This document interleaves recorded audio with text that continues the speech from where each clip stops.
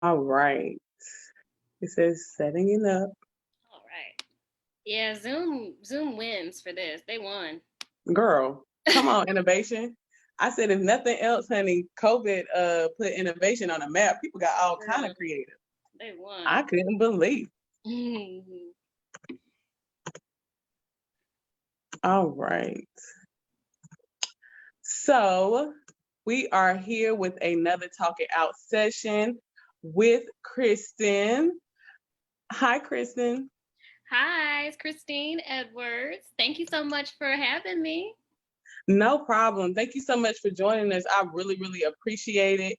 I'm super excited about the topics of the evening. We plan to really get into some good stuff today. The first thing I want to do, of course, is let you introduce yourself. Tell us a little bit more about yourself, what you do, all that good stuff. Thank you.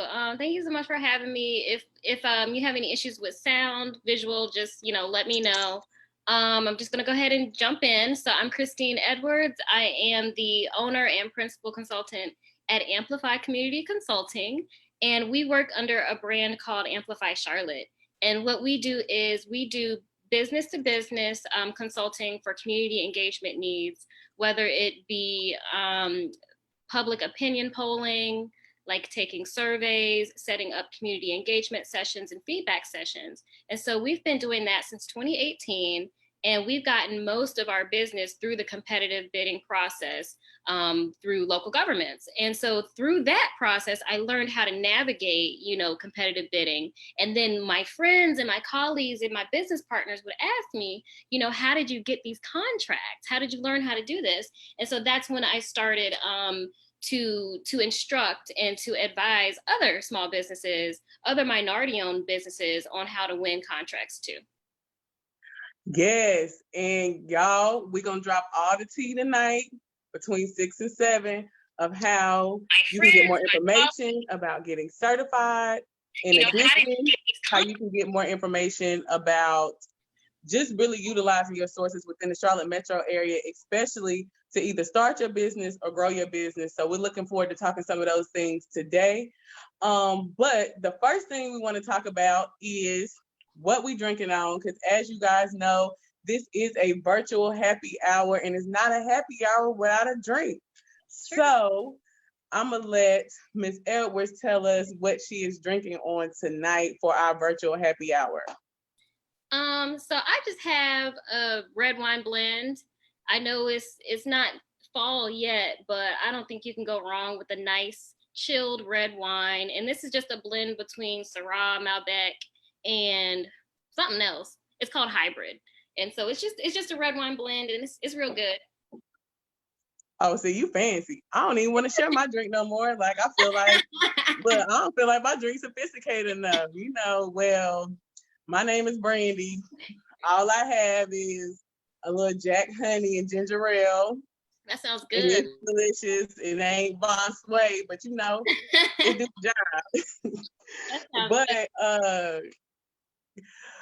I want to go into, of course, our cocktail of the day. So basically, what I try to do is give out a recipe of a cocktail that you can make yourself.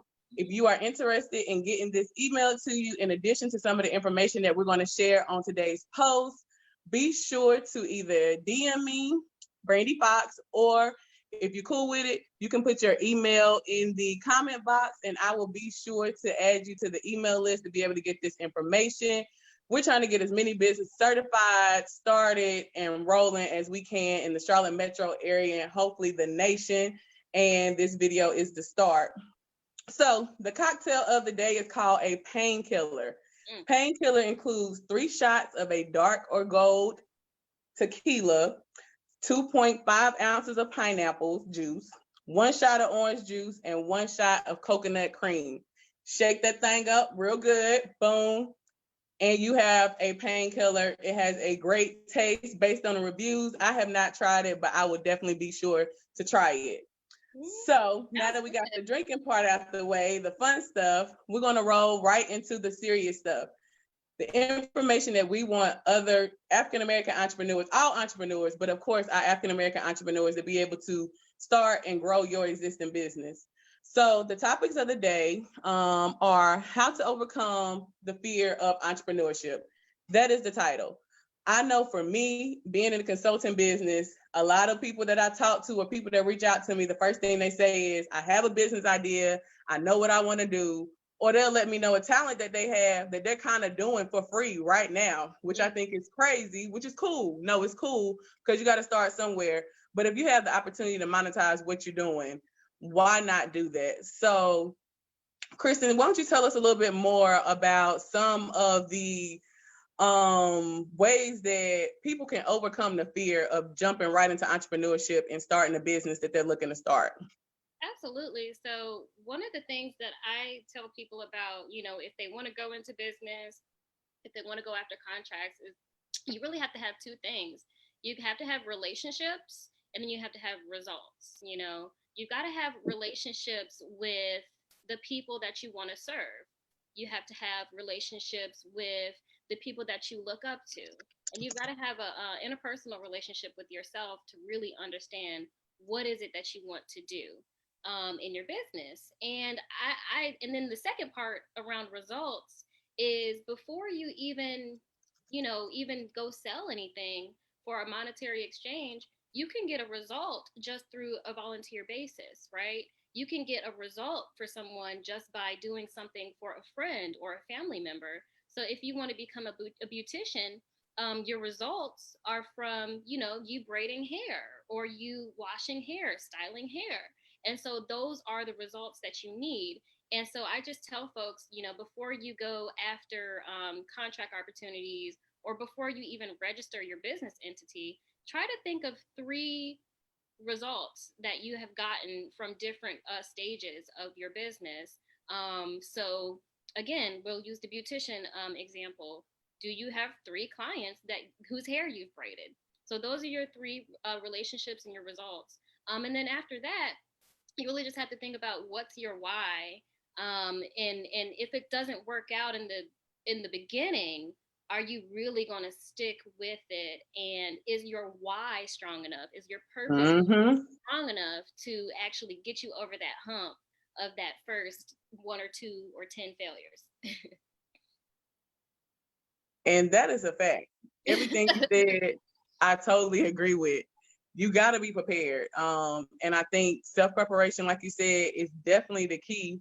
But in addition, you got to look at your market as well when you're thinking about the fears.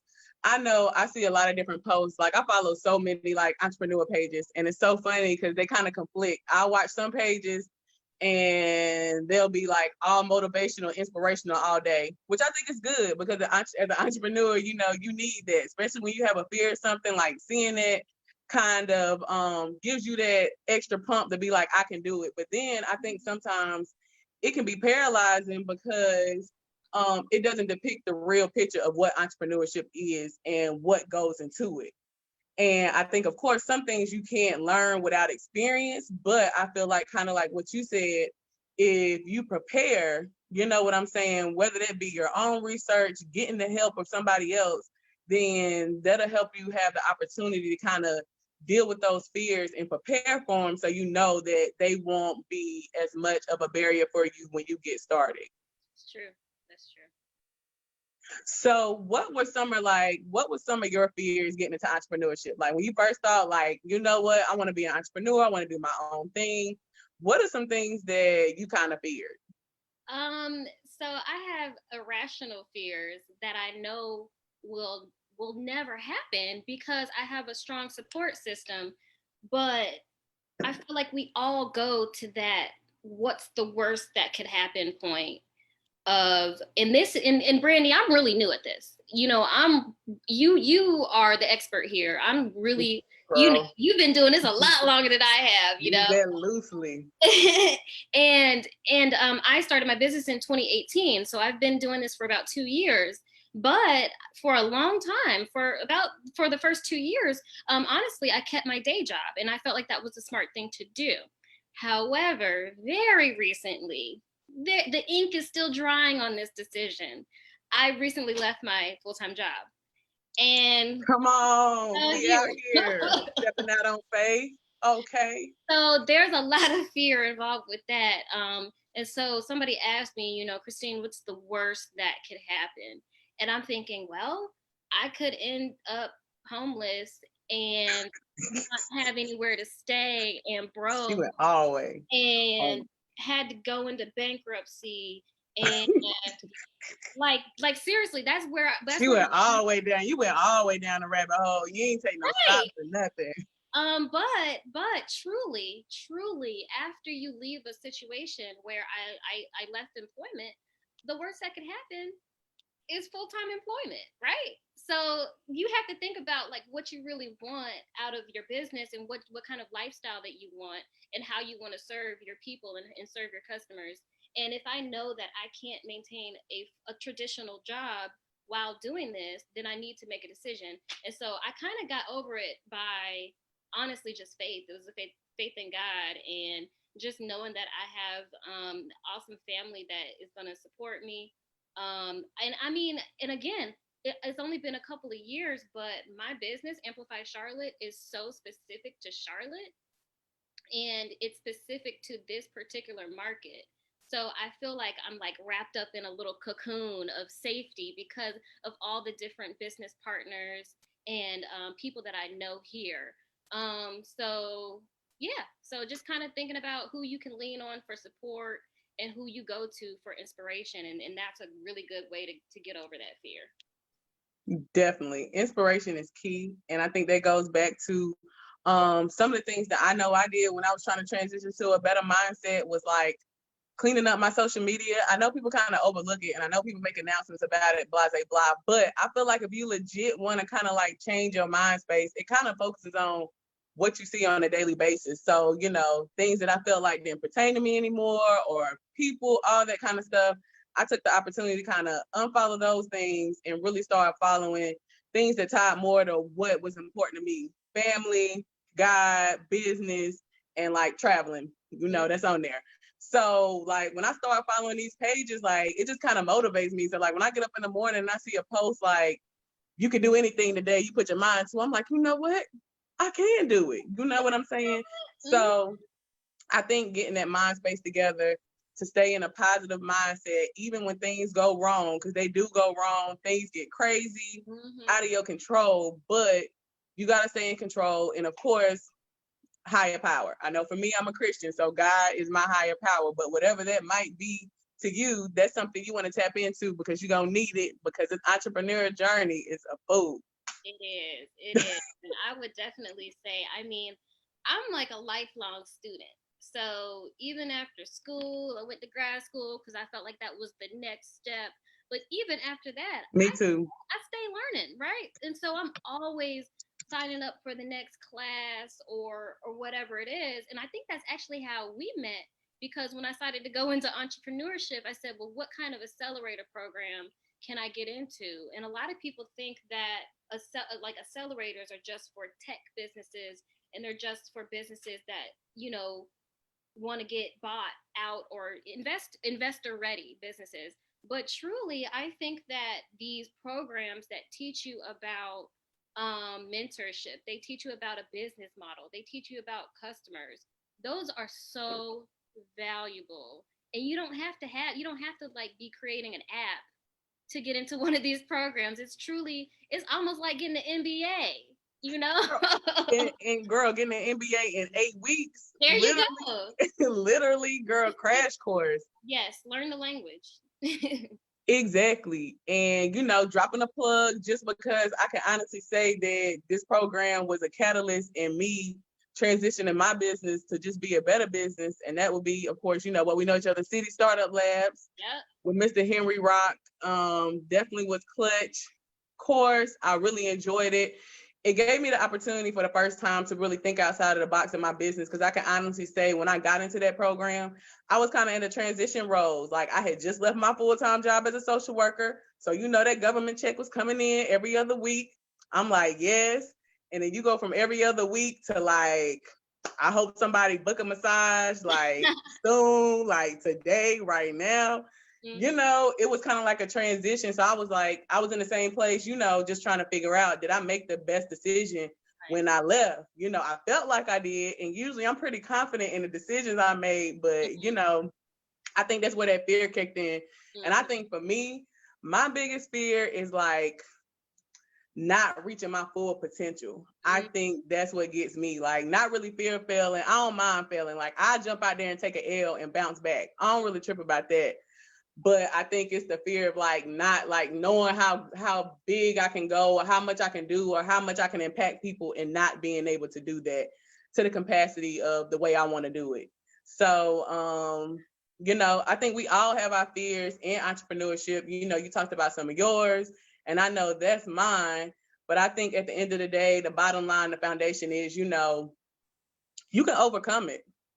If you really want the end results, if you really want to grow your business, if you want to take your idea and make it a business, you can legit do it. And it's people out here that can help you do it. You got Kristen over here that can help you if you already are a business to get certified. And we'll talk more about certification and the minority certification, what that would look like. And then, you know, for me, with being an entrepreneur, anybody that's just thinking about a business or you don't even know if it can be profitable, I can help you get started, or I can help you revamp what you already have to help it be profitable and help you get all your foundational things out the way. But we'll get into that a little later. We're going to transition right into the next part of our discussion, which is, what are some tips that you think can help somebody who is ready to start a business? What are some key tips that you think? Somebody who is ready to start a business. Well, how to prepare yourself. Like, what are some things that you did or would you suggest people do? Like, if they like, I want to start it, what would you suggest for them? Just ask themselves a lot of questions, like, who do you want to serve?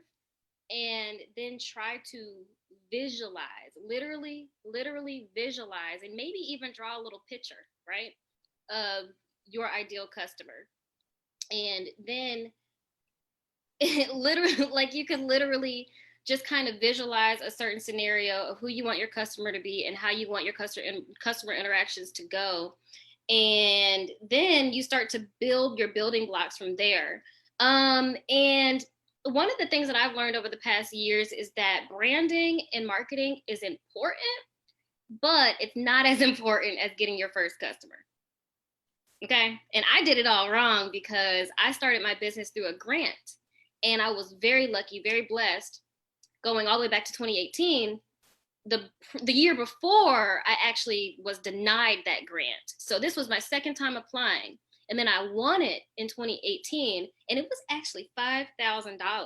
Come on, Favor. Right. And so I had a lot to work with. And I said, wow, $5,000, what can I do with that? And so immediately I got business cards. I got my URL, I got my website up, and I got taking care of business. Yeah, I got some pins, you know. And so let them know, amplify up in the house. When you sign this contract, it's an amplify contract. There you go. And so, but it all looked nice on the outside, but I hadn't actually talked to anybody. You know what I mean? Because I had money up front, so I hadn't actually talked to anybody. And so I think that when it comes to actually getting your first paid customer, you really need to just kind of go out and start talking to people. I guess a more tangible tip could be go on LinkedIn and see if there are any competitors or people who are doing something similar to what you do. And my thing is community over competition. So don't be afraid to reach out to them and just say, hey, you know, I would love to, you know, talk to you about how you started your business, that type of thing. How did you get in this industry? How did you get in this field? And so it's okay to go and look at comparable, you know, businesses and see how you can compare to them. So that was, let me go back. So that's visualize who your customer is, literally visualize it. Number 2 was marketing, branding, getting your name, website, that stuff is important. But then also going on LinkedIn and really actually look at people who are already doing the stuff that you want to do. And then see how they move and see how they operate. I think like customer feedback or surveys are really good too, and just talk to people and say, hey, I mean, you can literally just put it on your Facebook and say, hey, if I was going to start selling lotion, how much would you pay for it? You know? For free, girl, for free. You can get the Yes. answer to this for free. Market research right there. Market research. Also, you want to get plugged into who your resources are. Like if you let's say with the lotion example, where are you going to get it from? How are you going to package it? How much is it going to cost up front? And then you get into this whole conversation around pricing. I think your customer will decide that for you. So yeah. And your market. Yeah, your market will decide that for you. But I do want to touch on consulting, because we're gonna switch over to talking about contracts and consulting. So products versus services is different. So when it comes to services, your pricing is going to be a lot different. You can choose to Facts.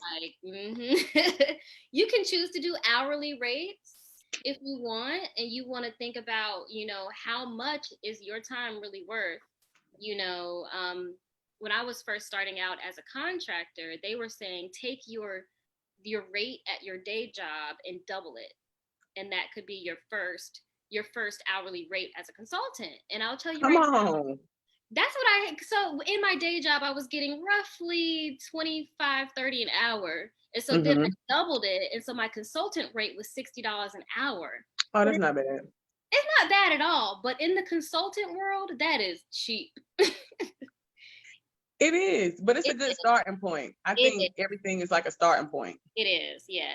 And so that's a really good starting point. So those are the things you want to think about. Exactly. And I loved it. You literally covered everything that you need to do. And just to put it in a order for you guys, basically the first thing you want to do is start with yourself. Make sure you're physically, mentally, your life environment. If you just had a baby, is this ideal time? Can you handle a new baby? Can you handle, new responsibilities, virtual learning, staying at home with the kids and starting a business? You just got to be realistic. That doesn't mean you can't start your business at all. That just means you need to be a little bit more conscious about the time that you have, because I feel like when you start a business, it's literally like having another child. Like you got to love it, nurture it, spend time with it. Think about it when you go to sleep. It's almost like love. You know what I'm saying? So you got to get it together and pull it together. So that way, if you're ready, real talk. After you figure out that you are ready, you roll right into that market research. What's going on in the market? And Kristen made a good point. LinkedIn is the perfect place for you to be. If you are a professional, LinkedIn is a social media site for business owners, B2B, business to business sellers, and B2C, business to consumer sellers. So whether you're selling your product to another business or directly to the consumer, LinkedIn is where you want to be. I don't want to lie, I'm going to look it up, but it's a certain percentage of millionaires that are on LinkedIn. I don't know about y'all, but these are the people that I'm trying to get connected to. And I'm going to get y'all that number before we get off this live feed, because I want y'all to know how many millionaires are on there. And the only way to become a millionaire is to connect with other millionaires. Sure.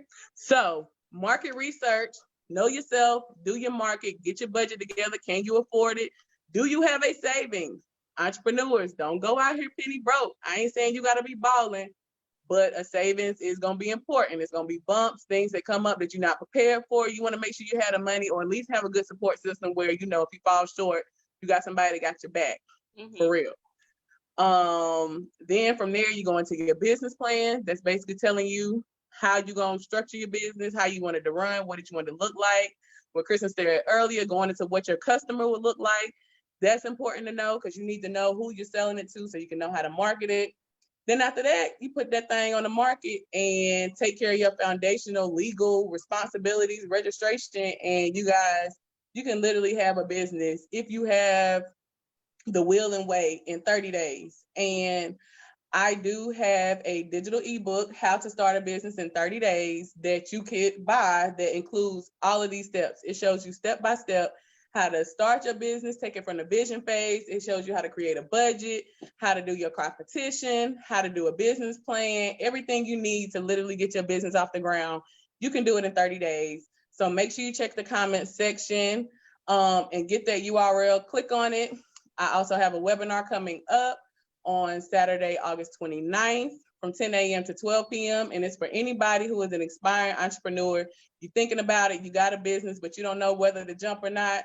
For only $17, we'll do a whole webinar session for 2 hours where we'll go over your business idea and how to see if you are ready for that business. And from there, we'll give you the action steps to go ahead and start transitioning your business idea into a real business. So check the comment section, and we're going to roll into our next question. Miss Kristen, I want to ask, so with you being in the minority certification field, can you tell us first, like, why do you feel like minority businesses are so important? Like, why is it so important that they get certified, or that, you know, that they get that pool of government contracts? Absolutely. So it is so important that more Black owned and women owned businesses get certified so that governments know that we exist, right? So that they can set their goals higher. The goals that are set on these contracts are based off of the pool of available businesses. And so the number of Black owned businesses in this country, it gets higher and higher and higher, and it grows day by day. But in order to get on the government's radar, you are going to have to certify yourself as a minority business enterprise, and that is MBE. And so whenever you see the acronym, you know, MBE, MWBE, I'm going to get into that a little bit more, but it's just important because so we are in the middle of a pandemic right now, and our government, not gonna lie, is pretty much failing us. But you know what they're doing? They're spending money. They're spending tax money because they have to in order to keep our economy going, in order to keep our services going. And a lot of these COVID-19 testing centers and information campaigns and awareness campaigns are government sponsored, which means they're hiring private vendors. A lot of Black owned vendors are getting money in order to set up these testing centers and these awareness campaigns. And so when you increase the pool of available businesses, you increase opportunities for everyone. And that's why I think it's so important to go ahead and get certified. I don't know the exact number, but the number is in the trillions.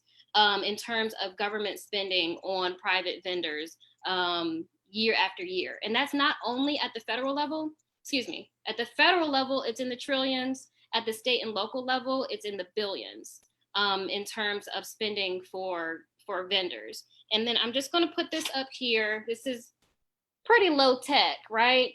But whenever you see the acronyms HUB, that's your historically underutilized business, SBE, small business enterprise, MBE, minority business enterprise, and then MWBE is minority women business enterprise. And if you fall into any of these categories, then I need you to go ahead and go to the state of North Carolina website, which I didn't write down, but I should have wrote down. It's the Secretary of State website, and go on there. You can DIY all of this, okay? And it's free. It's time consuming and it's tedious and it's a little confusing, but it's absolutely free to get certified. So I'm gonna start there. And then the next thing I'm gonna tell y'all is, okay, even after you get certified, where do you find contract opportunities? There's this term RFP, request for proposal. And so that is when a government entity requests businesses or companies, they request that you submit a proposal for their project. And the city of Charlotte has ongoing RFPs. Mecklenburg County has ongoing RFPs, bid opportunities. I'm going to use those words interchangeably. Bid, RFP, contract. I use those pretty, interchangeable. But the one place that I like going the best is this website right here. This is the North Carolina Interactive Purchasing System. you're going to go to ips.state.nc.us, and you can search for contracts based off of the keyword. So if you do marketing, you can look for marketing. You can search for contracts based off of a location. So if you only want to work in Charlotte or Raleigh, you can search by location, or you can search by the type of government level. So the state handles all different kind of agencies. State agencies include colleges, community colleges, universities, cities, towns, roads, NCDOT roads, bridges, all kind of transportation stuff.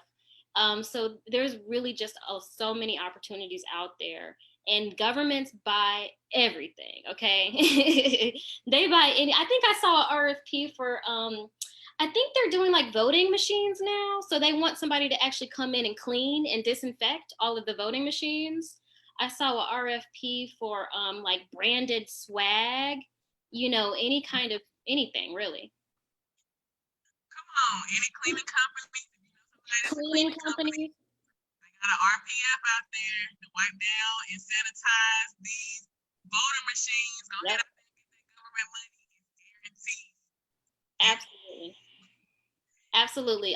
Janitorial. Right. If you do it right, you'll be on there to where, they'll use you ongoing. Mm-hmm. What's going on with this speaker? But thank you so much, Kristen, for sharing those things, sharing some of those items with us, and just having an opportunity to come on, talk it out this Wednesday. It was super exciting to have you. This conversation was so engaging, and I learned stuff even when you were talking. I ain't gonna lie, I didn't know about that website where you can look up government opportunities. So I'm excited to get on there and learn about that. And I want you to kind of close out and let us know how people can reach you and some of the services that you offer. Absolutely. So I have two different websites. My main consulting website is amplifycharlotte.com. And so if you want to work with me and hire my team to conduct some community engagement for you, or you want to hire my team to conduct some feedback, Civics 101. We've been doing a lot of that lately with the election coming up. If you want to understand how local government works, I have a decade-long experience in local government, so I can educate you just on the overview of how government works. Or if you're more interested in getting certified and you're interested in understanding contracts, I have this other website, getlocalgovernmentcontracts.com. All right. And that's really just a resource hub. It's a resource hub where you can go on and you can read the blog posts. You can email us and ask specific questions. And I also have a done for you service. And the done for you service is really for companies that are a little bit more established, like companies that are already in their business for between 2 to 10 years, and they already have clientele, except for they haven't done any government contracts. They're leaving money on the table with government contracts. So the done for you service is basically, I will hold your hand the whole time through the certification process, and we are going to streamline it and we're going to get it done quick. Yep, exactly. Again, I'm going to be completely honest with folks. Getting certified is free. You can DIY, but in order to when you hire me, I basically get it done faster. I get my client certified within 90 days. And I know that still sounds like a long time, but it can take a long time. Real life, that's good time. Absolutely. So thank you so much for allowing me to do that. Please do, if anybody has any questions, I'm happy to answer them. Definitely. And I just wanted to go over that website real quick about how to learn how to get government contracts. It's www.getlocalgovernmentcontracts.com. Yeah. I'm going through some branding stuff right now. I might try to shorten the URL, but I was just like, oh, this is exactly what it is. So that is exactly what it is. You were direct.